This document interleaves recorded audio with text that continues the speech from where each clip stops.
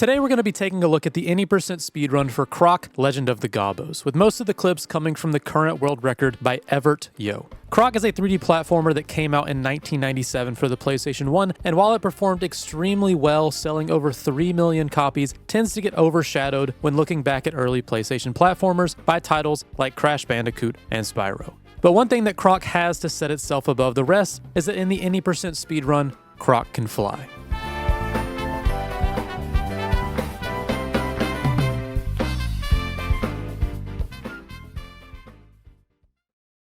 As soon as the speedrun starts, we get to see the most important trick throughout the entire run, which is hovering. It's used to save around 4 or 5 minutes over the entire run by hovering over gaps and skipping massive sections of each world, but this is how it's done. When you jump as Croc, you have the ability to spin attack while in the air, and if you decide to jump immediately after spinning in the air, Croc will start to hover. This trick is very simple to do, but in order to be consistent, requires precision. When doing this trick, there are 3 different hovers that can be triggered depending on what frame you hit the last jump input on. If hit on the first frame, you'll get a short hover, on the second frame a medium hover, and on the third frame a long hover. And if you hit on the fourth or any other later frame, the hover won't work. Typically, you always want to go for a long hover, as many skips during the run require you to hit a long hover in order to cover a gap, and during spots that don't require a long hover, a hover can always be interrupted to land wherever you want. So by practicing and trying to get the muscle memory for a long hover every time, it can be pretty beneficial. And thanks to a chart made by Paul Mall, we can see exactly where performing successful long hovers can save time on every individual level, with the largest time save being on World 4-1, at nearly 25 seconds, to help you pick which long hovers you should start going for initially when doing your runs. Also, just to make a note about any percent versus any percent hoverless, the reason that the world record differences are around 2 minutes of each other, and I said that hovering can save around 4 or 5 minutes, is that the Japanese game is much faster as it has much quicker load times, but it cannot perform the hover trick. So the amount of time that the Japan version can save within hoverless saves a couple of minutes due to load times, making the records much closer than the amount of time that hovers can save. But hovering in general is more interesting to me, so that's the one that we're going to cover. And by hovering through the very first level, you can save about a second, which when added up across every single level, will start to shave off a decent amount of time. At the end of the first level, the second trick of the run is done. Throughout the run, there are multiple instances where dying and resetting at the reload area will be quicker than backtracking through a level. But if you die without any lives remaining, it will cause you to lose a large amount of time by completely resetting the level, which is why this trick is so important. To end each level within Croc, you have to hit this gong, and once hitting this gong, the level ends and tallies up your crystals. For every 100 crystals you have at the end of the level, you can gain 1 extra life. But by taking damage immediately after completing the level, your crystals will overflow and revert up to 999, which will then give you 10 extra lives at the end of the level, which should be enough to last you for the rest of the run. The reason this works is that when ending the level, your crystals will be taken, putting you down to 0 crystals. You will then take damage, which would normally kill you if you were on 0 crystals, but the game still thinks that you have some, which in this case is 3. So instead of dying, which is what should normally happen, the game thinks it needs to take 3 crystals from your total, which when subtracting 3 from 0, it just wraps around to the maximum, which is 1000, and it puts you at 997 crystals. Then the total of 1000 crystals is tallied up, giving you 10 extra lives. As with most levels, the next 2 are pretty straightforward. You just hover across the level as quickly as you can, hitting the gong at the end of each zone.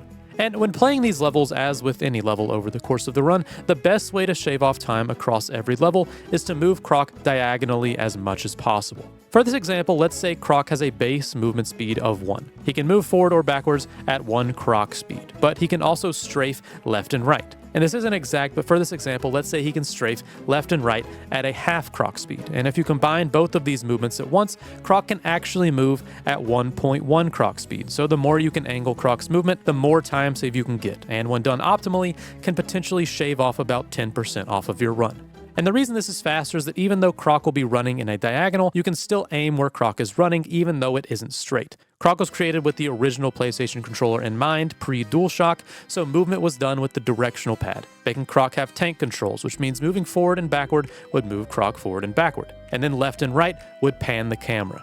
But you can use the bumpers to allow you to strafe, so you can always run diagonally and still pan the camera to make running where you want much easier.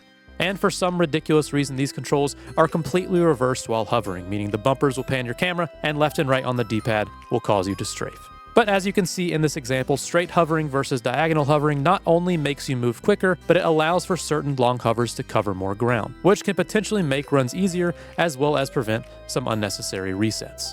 After completing the first few levels, you reach the very first boss level, and in this game, every world is laid out roughly the same.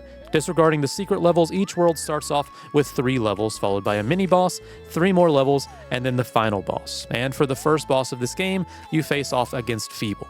Feeble, as with most bosses in this game, they are not the difficult part of the run. They all follow the exact same rotation. They will walk towards you and try to attack you. You can just kite them, and once they miss, they will be vulnerable for you to hit them. You just repeat this 3 times, and the fight is over. In the next half of World 1, there are a few decent hover skips to save time. By jumping on this crate, you can hover across to grab the door, when normally you would have to spend time climbing up the wall.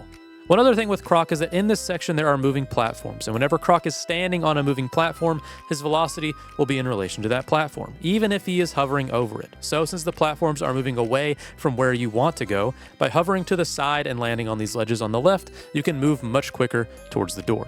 The next tricky section is right before the World 1 boss fight, and after climbing this wall you have to do a quick 180, hover onto this floating platform, and then hover again to reach the gong. The first major boss of this game is Flibby, and it's probably one of the most memorable bosses for me when I played back when this first came out.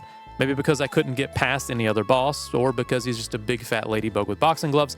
Either way, the same strategy applies. You run to miss their attack, knock them on their butt, and then you ground pound them to deal damage. And then you do this 3 times, and the World 1 of Croc is complete.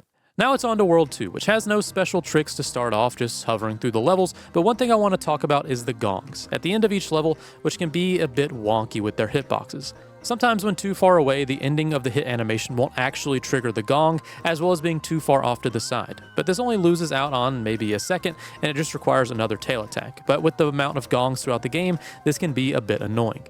The next level requires a decent amount of hovers, with a few sections where you could miss and reset you at the start. Basically, as the worlds progress in this game, there become more and more locations where you can fall off the map.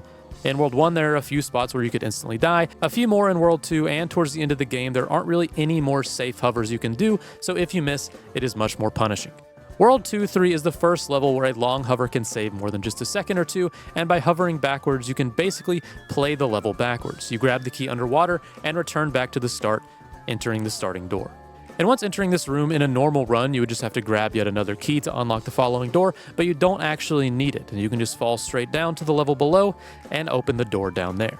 Next up is the mini-boss of World 2, which has another very important long hover, which can save nearly 4 seconds, and after landing, takes you to the easiest boss in probably any 3D platformer ever. Chumley has a broken backpack and will use it to try and fly up in the air. It won't work, and then he will just fall onto the ground. And unless you are directly below him, you will never take any damage. You can then just hit him 3 times, and you defeat the boss. In the next stage, there's a trick that is called Waterfall Boost, which can end up saving 10 seconds if done correctly, but it requires you to collect a couple of crystals from this crate at the very start of the level. And the way that crystals work in this game is very similar to rings in Sonic. If you have any amount of crystals and you take damage, you will drop all of them on the ground. If you have 0 crystals and take damage, you die. So by grabbing some crystals, you can hover towards this waterfall, take damage from the waterfall, and use the damage boost to land at the top of the stage, right next to the gong. In the next level, just along the route, there is a Gobbo that you might pick up, and since the name Gobbo is in the title of the game, you would think they were super important. But they are just considered a collectible, and they're only required if you're trying to 100% the game. And the only Gobbo that's actually required is the one that you save at the very end. As mentioned before, in the early worlds, there are a ton of sections where falling or missing a platform causes you to hit either water or lava and can sometimes be used to your advantage. Similar to the waterfall boost, whenever hitting any liquid, you will get a damage boost that can carry you to the next platform, which if missing a long hover or just using it to make a safer route, can provide a ton of benefit throughout these levels. After completing the next levels of World 2, the final level has the largest long hover save of the run so far, and it's also one of the riskiest.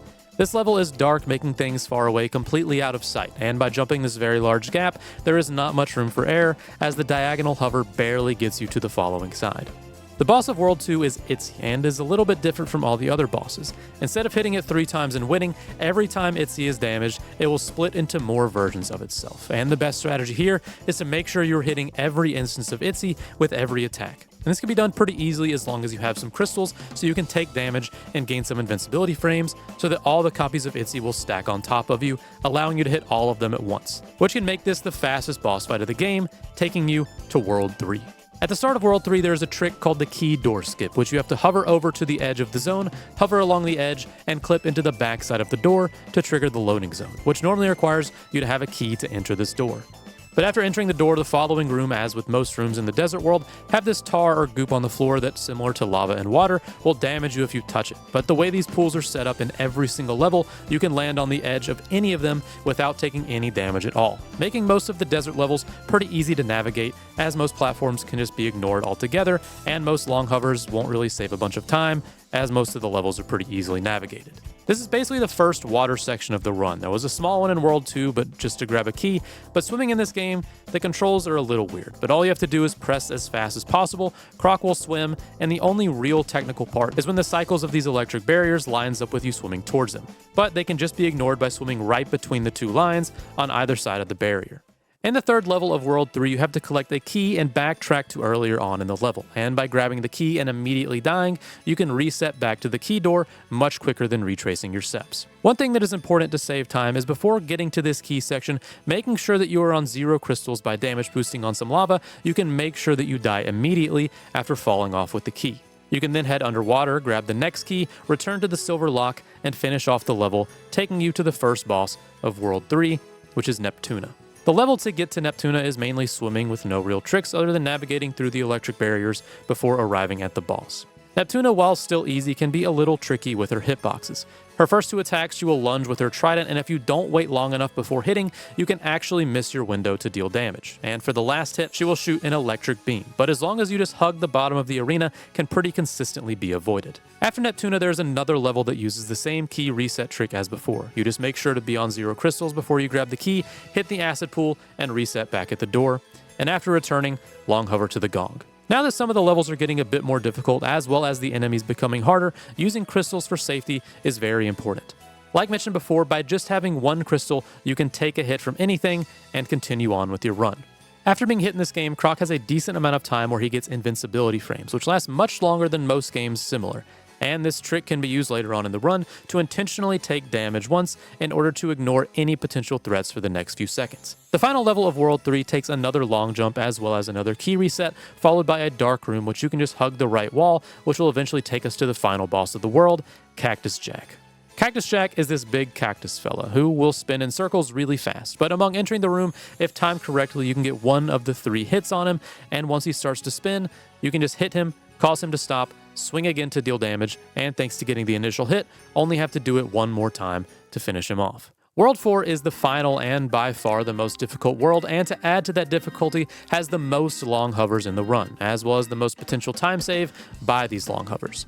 So for people just starting to do long hovers attempting this game, the most important ones happen almost at the very end of the run. The very first section of the first level has a whole 10-second time save by long hovering, by jumping all the way across this gap without having to hit the red button, followed by a 5-second time save by hovering all the way around the tower without having to wait for the platforms to rotate towards you.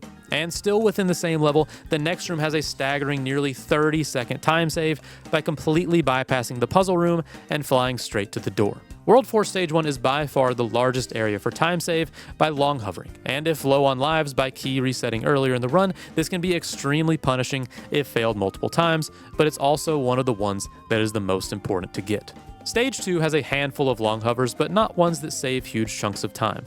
Most of the hovers cut a couple of corners, but there aren't any massive gaps that need to be passed, with the only tricky sections being to make sure that you have a safety crystal when jumping past the swinging chains. Stage 3 is actually the only RNG section of this entire game.